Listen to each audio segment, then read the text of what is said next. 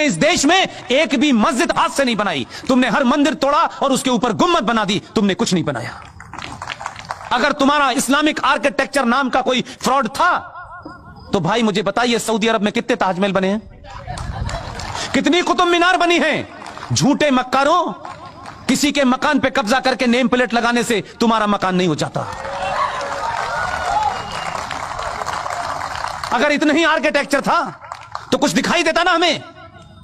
तुम जिन जगहों का हवाला देते हो, ईरान 77 से पहले क्या था, तुमने क्या बना दिया? और तुम्हारी तो ख्वाहिशात भी बड़ी अजीब गरीब हैं। तुम इस देश से यहूदियों को समाप्त करना चाहते हो, वो शैतान है तुम्हारी निगाह में। काफिरों को खत्म करना चाहते हो, वो भी शैतान है तुम्हारी निगाह में।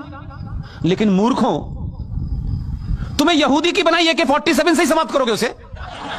तुमसे कुछ नहीं बनाया गया अभी तक। तुम कट्टा बना सकते हो, चाकू बना सकते हो। उसी काफिर के हथियार और उसी यहूदी के हथियार से तेल निकला, तब तुम्हें पता चला कि यहां तेल है, नहीं तो तुम्हारे लिए चंदा हो रहा था पूरी दुनिया से। तुम तो इतने एहसान फरामोश हो कि जिन्होंने तुम्हें कपड़े पहनना सिखाया, जिनकी वजह से पूरी दुनिया में आज ये कहते हो कि हम बहुत ताकतवर हैं, जिनकी बुनियाद पे हो आज भी वो टैप बंद करते तो टैप खोलना नहीं आता तुम्हें। चटाई और लोटा लेकर के अल्लाह को याद करने से कुछ नहीं होता। और आप इतने मक्कार हैं, इतने बुज़दिल हैं, आपका ईमान तो उस दिन पता चल गया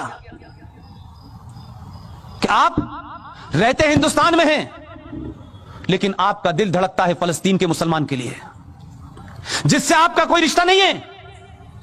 लेकिन अगर फलस्तीन के मुसलमान के लिए भारत की सरकारों पर दबाव बनाया जाए कि साहब फलस्तीन के हकों की, उनके मानव अधिकारों का हनन हो रहा है, तो हम इजराइल से संबंध नहीं रखना चाहिए। आपने भारत की बौनी सरकारों के सामने दबा दिया होगा, डरा दिया होगा, या भारत की सरकार इजराइल के साथ संबंध न रखे, क्योंकि आपको तकलीफ होती है कि वहां जो आतंकवादी हैं, जो हमास है, जो इजराइल के लोगों से लड़ती है। आप मुझे बताइए, आपकी सारी ईमानदारी, आपकी ताकत कहां चली गई, जब इसी मुल्क के बॉर्डर से लगता हुआ एक मुल्क है चीन,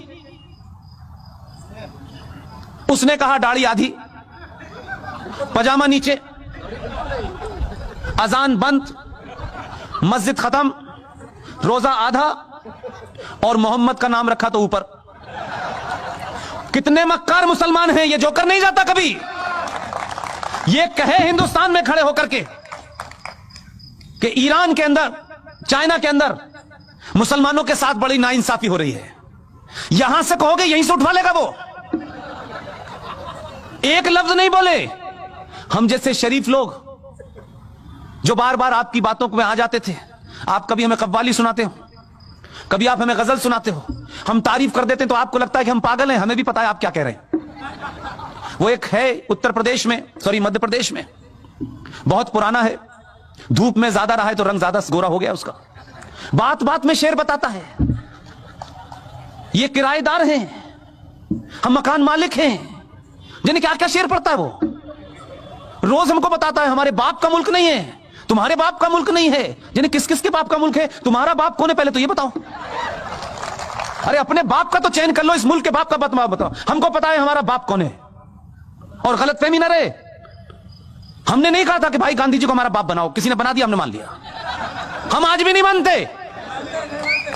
वो एक लीडर थे, बस इतना ही बर है, ये हमारे ऊपर थोप दिया गया। वो भी क्या क्या बातें कहता है। आपको जवाब देना आना चाहिए। ये जो ताकतें हैं जिन्होंने इस देश में हिंदू मुस्लिम भाईचारे की आड़ में इस देश को मुसलमानों ने खोखला कर दिया,